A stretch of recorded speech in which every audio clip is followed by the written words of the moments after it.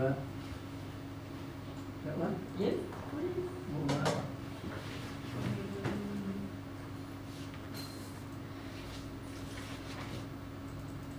Can you choose? Okay, there. That's okay. Yes.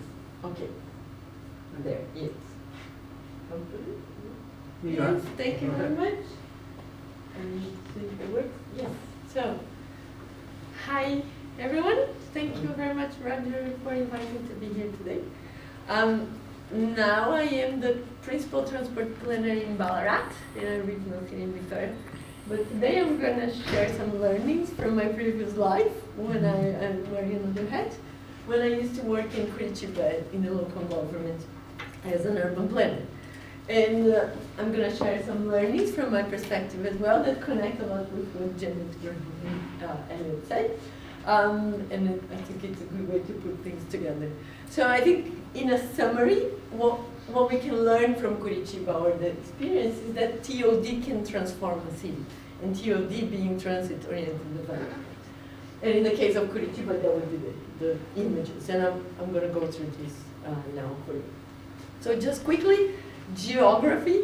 Curitiba is in the south of Brazil. It's the capital of the state of Paraná, which is here. And we're very close to the coast, 1 hour more or less. And Curitiba is, when I say we, sorry, it's because I'm wearing my own hat. I used to talk about Curitiba and where I work like that. So yeah, Curitiba is in the middle of the metropolitan region, the heart of this area, and it has a lot of connection and conurbation as well. And this is how it looks like in the region. We're 1,000 meters up from the sea level, full of water around, and all the cities, most of the cities are conurbated now. So context of population, this is Curitiba, and this, the red dotted area, is what we call the central urban nucleus. It's the conurbation of all the cities around, so Curitiba and some of them. And the whole metropolitan region now has almost 4 million people. Curitiba has almost 2. So I think if we think of planning and transport, it's not an island, so we consider normally the whole region. So very briefly, in the beginning, Curitiba was founded in 1693 as a place for settlers. When they stopped, they were moving around the country and they used to stop there for shelter and water, etc. It started to grow, became a city later, and then in the 1870 became the capital of the state. And this is the main street today, and I'm going to go through this image or images of this street a lot, so for you to compare. We had 30,000 inhabitants at the time, and this was the main area. Lots of immigrants came to Brazil, and they played a very important role in Curitiba because they helped to develop the city. And also we had the 2 times, or the city tripled in size because of the immigrants. And they also helped to develop a lot the city. So this is an image from the beginning of the 1900s. These were the golden times of Curitiba, very metropolitan, very, with the tram, you can see. This is the same street with cars, trams, very fancy people walking around, much different from before. At this time we had almost 80,000 inhabitants, and this is what the city used to look like. But here it's a bit bigger, 120,000 people. So a bit bigger bigger than Ballarat nowadays, just for comparison.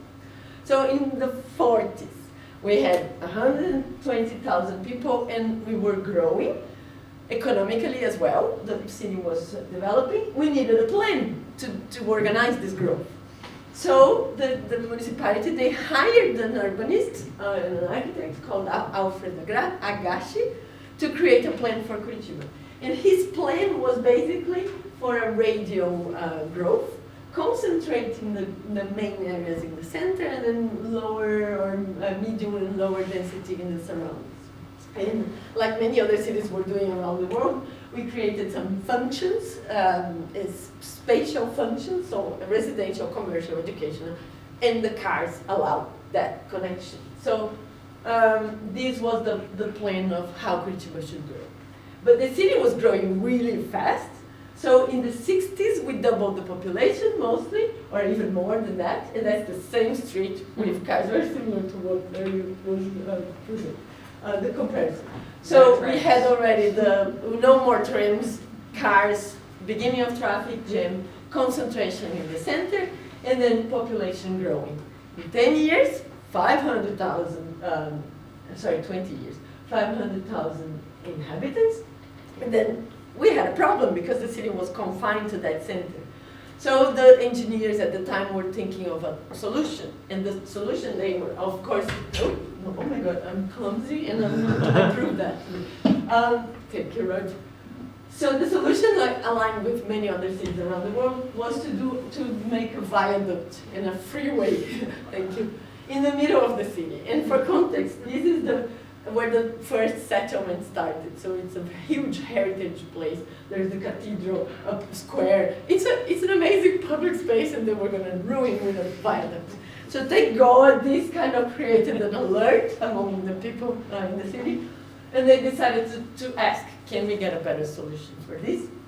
And I make fun that probably this is when the stars started to align in Curitiba. Because we had political will. So we had a good mayor that wanted to do something about it and agreed that that was a horrible solution. We had a dictatorship. In many ways it's bad, but for this was top-down decision, technocratic, and nowadays this wouldn't have happened, or Curitiba wouldn't have happened if we had followed the process. So less bureaucracy, it was much easier. We decided, we did it. We had money. The state gave us money to do a plan or to start exploring. And we had a great technical team, and just for background, at that time was when the first architects and urban planners, in Brazil we study both together, and I'm one of them. The first university in the Federal University, the Curitiba one, was releasing the first architects at this time. And Jaime Lerner was one of them, from this group. So we had lots of new architects, crazy and with good ideas, crazy to work and wanted to do something. And they were part of the team, and later it got more official, but they were joining the team. And so the plan was to have a plan before we needed a plan, basically. Because we wanted to create a solution, but to have a plan to be implemented and change the way the city was going to grow. So what happened is that they used the money and all that, those plans aligned and political will, to do a competition. And the winner of this competition was the urbanist called Jorge Wilhelm with a company called Sereti. And they proposed a completely different way to grow for Curitiba. So within the boundaries, we would grow in a linear way with structural corridors that would be connected to transport, and then the density as well. So this was a preliminary plan, and this was the idea that won the competition. So while many cities were going for the car or building this kind of infrastructure, Curitiba decided to go against it, and as you saw, against the viaduct. And what can we do to improve that? And we also didn't have much money, so we needed to have a better idea for that. So that plan, that preliminary plan, had to become a master plan and an official one. So what they did was they created IPUC. IPUC is the Institute for Research and Urban Planning of Curitiba. Basically, it's an urban planning or urban design department that would work like it's an organization that would work like an urban design department in the municipality. That was created as an autarky with lots of autonomy to decide the future of the city and implement the plan, or basically to make that a plan and implement it. For context, governance, green is the mayor, and there are lots of departments and secretariats functioning as independent organizations. And IPUC is there. It's an autarky, but also responds to the mayor. But it's very different from here, from the structure in Australia. So what happened was that that team of architects, including Jaime Lerner, they got together, were working here and transformed the preliminary plan into the master plan. And that was when the first integration with land use started as well, because they did the zoning, and the zoning would align with the corridors that were planned, and also they planned the rest of the connections. So this is the difference compared to the other plan.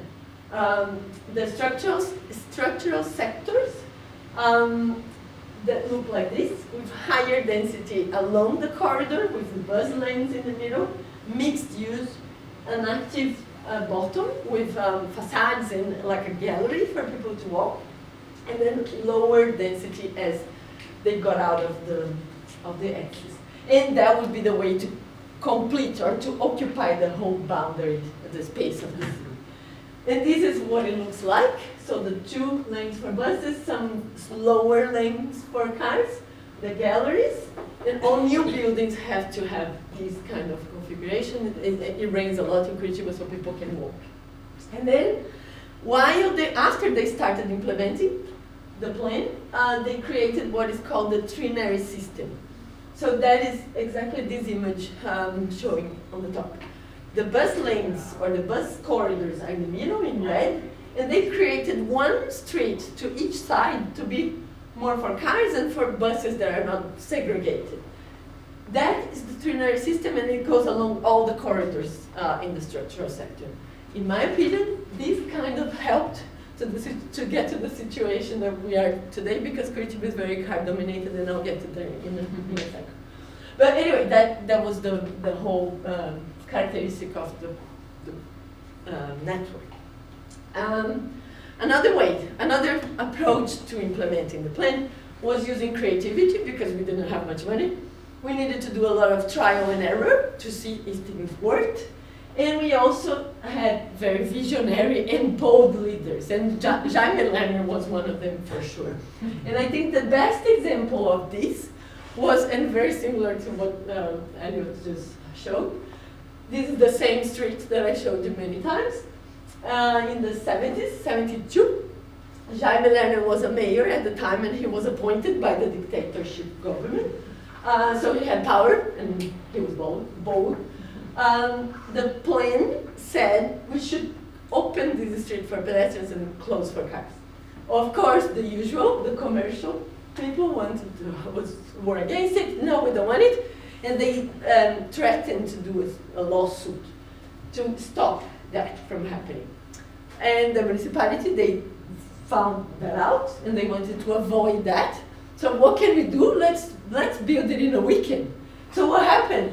On Friday, that was the street. On Saturday, Sunday, Monday, to be fair. On Tuesday, that's what it looked like.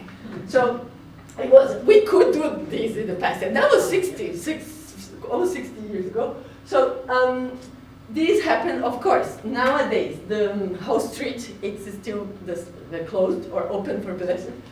It has 15 blocks, but at the time it was only 6. But then at least they could do something and show. Of course, these people were not happy. They started protesting, and they decided one day that they were going to run over the street with cars on a Saturday morning as a protest. And then Jaime Lerner and the team, they found out about that, and they decided to put some children using the space and showing like what can we do with a space like that? It's theirs, it's not the cars. So I used to be one of these. My parents used to take me, and that became a thing to do on a Saturday. I used to love to do that. So nowadays, and very similar to what Elliot said as well, this is the current image of the city. I bet if we say we're going to open for cars again, they are going to shout and do a big thing, because it's the most important corridor for economy in the city. People go there and spend a lot of money and use the space. So this was a very good example of the bold and creativity approaches to creativity. So another ingredient that was important for the success of Curitiba was this political succession, somehow political will, but that passed through time. We had Jaime Lerner as the first appointed mayor, but then he was appointed again, and he was elected again later with a gap in this that didn't impact so much in the implementation of the plan. But then we had 3 mayors that followed the same approaches. So we can say that for almost 30 years that plan was implemented, and then we didn't have a mayor coming and saying, oh no, this is not my political I don't know, identity, I want to do something different. So that played a very important role until the beginning of the 2000s, and things changed, and now things are kind of coming back.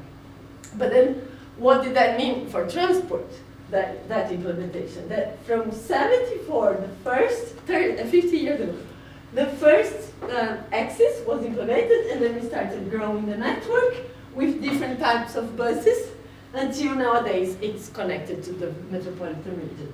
And then the red is the BRT, the bus rapid transit. The green is an inter-neighborhood, like a radio line. The orange is a feeder, and they also go to the metropolitan region. So in September 74, our first bus was running. And that's what it looked like, and that's today. That's 2010. What changed basically was the density and the occupation, but the corridors are, and the technology, of course, the buses. But the urban area is more or less the same. And it's 50 years old, so there are lots of celebrations happening and analysis of the DRT, and this is how the network looks like nowadays. The buses have different colors as well, the actual cars, or the vehicles, sorry, and people can know which bus they are because of that, and they have special ones for accessibility, health, school, etc. And then here is something that was important. In the 90s, they created the tube station, and it was a way to make the system work like a subway, so people could pay, get into the station, and wait for the bus, and then just get in like the subway. So they were very successful at the time, and they became the identity of the system. Another way to integrate as well was with terminals that are all along the network, where people could pay only one fare, and at the time that was the way to integrate and change through many colors, and you can see the different colors of the buses there. Here also the types, we had bigger sizes of buses, getting bigger, more articulated, and now the biggest one carries 250 people, and it's changing to the biodiesel electric inside. Another factor was that the zoning was evolving always, but connected to transport. So trying to bring the density where the bus system was. And we created lots of tools to achieve that. So connected to heritage, to green areas, to buying building rights, we created lots of tools to encourage the occupation in these areas. So basically, what we had in the 60s, 70s, that was like this. Nowadays it's like that, and it's very easy to find the corridors, or to see that image of the higher density here, and then medium density and lower density around. And we can say that transport was an inducer of the development in Curitiba. So we continued implementing, growing. In 2004, we had to review our master plan.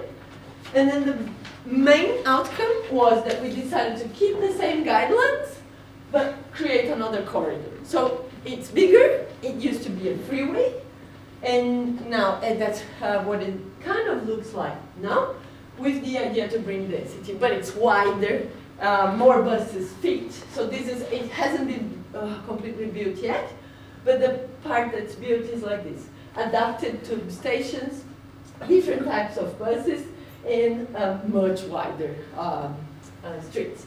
But then it's being implemented, and it's supposed to complement the network of access, and that's a model of what it could look like.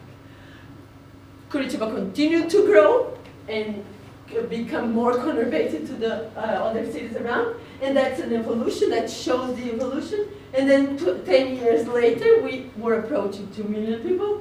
We needed to review the master plan again. Conclusion: keep the same guidelines and grow metropolitan, and then create what we're calling connectors with the same concept of bringing the density, but connecting with the other areas, especially the cities around, and complementing the spaces. And to finish the challenges. Of course, we did this amazing plan and implemented it, But Curitiba, funnily enough, is the most car-dependent city in the country. We have normally had the highest numbers of car ratio per inhabitant, and the modal split is not so good as well. Half of the trips, for almost 50%, is done by cars, and data to analyze is very challenging. This is the reality. The structure that was done for 500,000 people is now needs to accommodate for 2 million, almost 3, 4. And it rains a lot in Curitiba, it's very difficult, so this is the reality. Now, Curitiba started to lose many passengers. The system COVID came, and you can see on the gap, just didn't help. It's starting to go back. The people who really need to use the bus system live outside of it. These are, the red ones are irregular occupations or favelas. And here is the bus system, so these are the people who really need to use. And that is where we, in the zoning, allocate low-income housing. So basically outside of the system as well. Here is the income, so higher income where the bus system is, and density also where outside of the transport. And there are lots of researchers that try to study this, comparing loading of passengers to the location of the bus system. So that's the last one, thank you. So as a summary, the milestones of Curitiba and the implementation of the plan, and I think the political will to create a plan, implement it throughout the years, and show you the evolution of this, has shown that TOD really transformed Curitiba. So thank you very much. Thank you very much.